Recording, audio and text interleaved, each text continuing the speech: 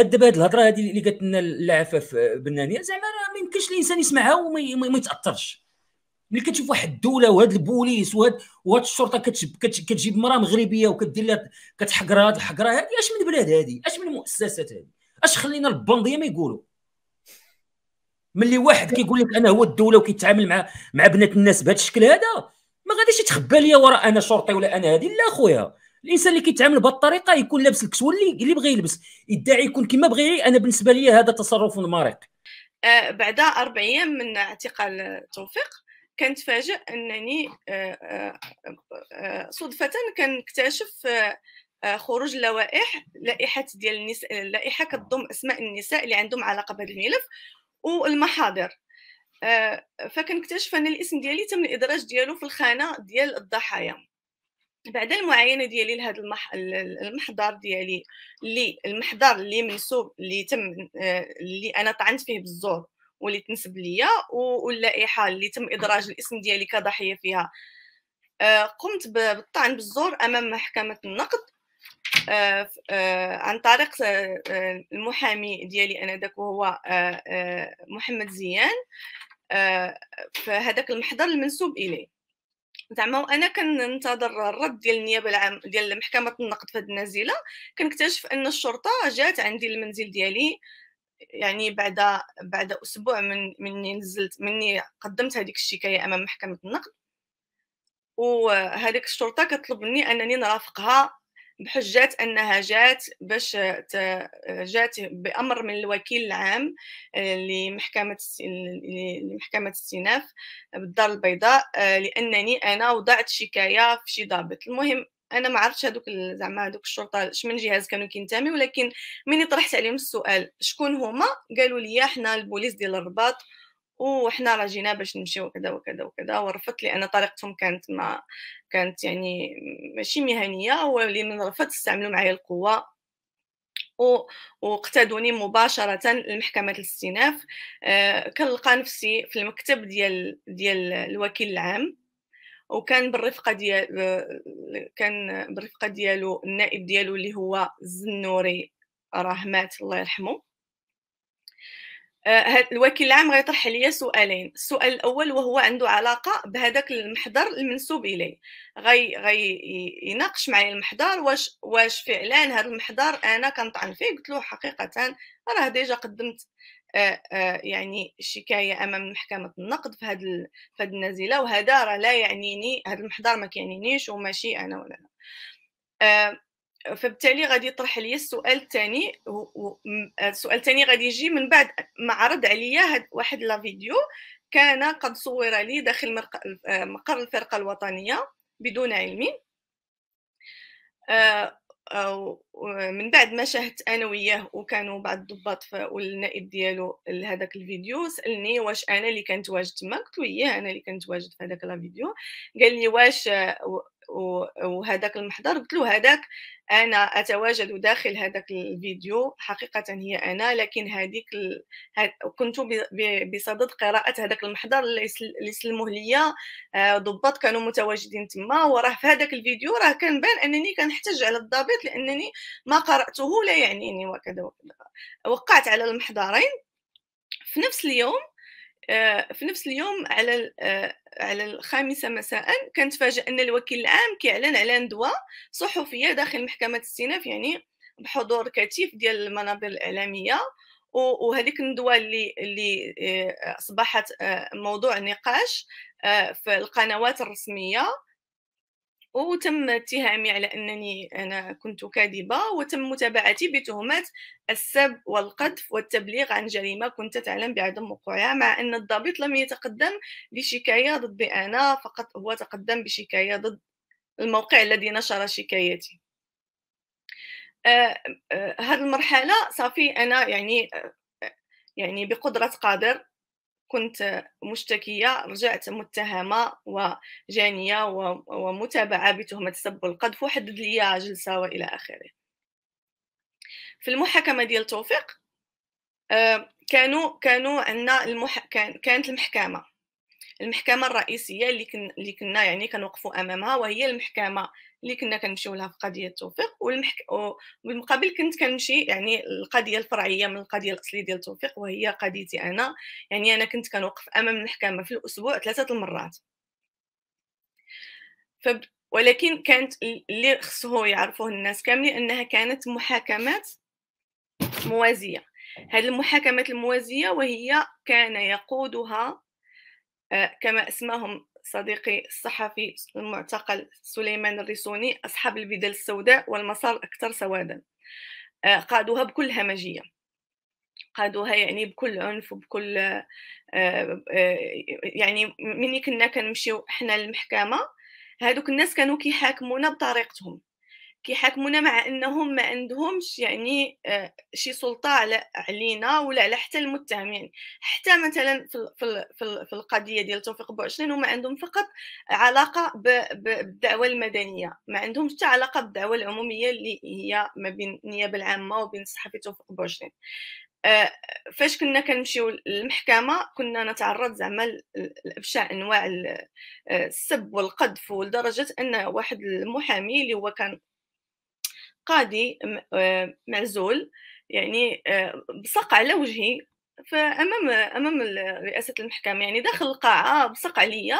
وانا من احتجيت على هذا الفعل قال لي القاضي انا لم اعاين الواقعه. وعديد من البنات زعما اللي كانوا زعما داك الشيء كان خطير جدا، ملي كانوا كيتغلقوا الابواب راه كنا نتعرض زعما القتل الرمزي.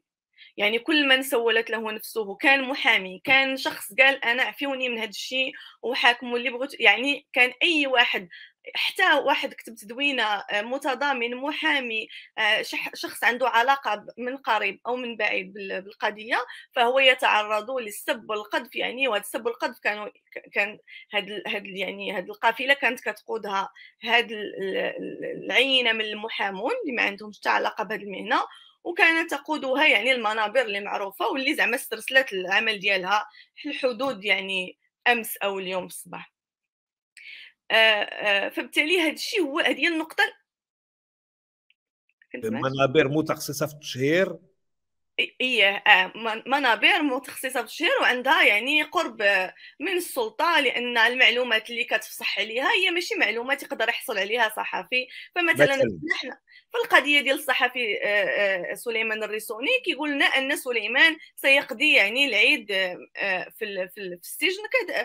بصح شفنا ان سليمان قضى العيد في السجن في قضيه عمر، يعني علنوا على الاعتقال ديالو قبل ما يتم، كانوا حاضرين وصوروا الواقعه ونشروها.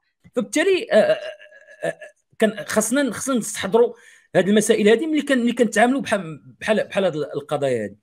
المساله الاخرى هو انه تم استعمال المساله ديال هضرت على ميتو، هو انه لا في القضيه ديال توفيق ولا في القضيه ديال عمر الرادي ولا في القضيه ديال سليمان الريسوني، هنا كيبان انه كاين هناك واحد السياسه ديال الاضطهاد اللي هي مبنيه على استعمال قضايا اللي هي كتكون عندها واحد الرنه ايجابيه مع الغرب ورنه ايجابيه مع بعض الفئات الاجتماعيه في المغرب، اللي هي ديال حنا كندافعوا على النساء وحنا كندافعوا على الاقليات الجنسيه. وهذه راه كاينه في اللوجيسيال ديال النظام المغربي. زعما هادشي راه ماشي شي حاجه جديده.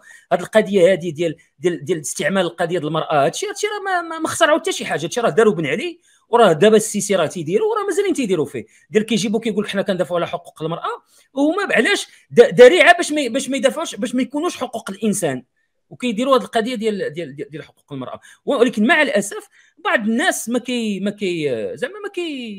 كيفطنوش لهذه المساله هذه وما كيوعاوش بها. كان النقطه الثانيه اللي طرتيها فؤاد كانت ذكرني عافاك.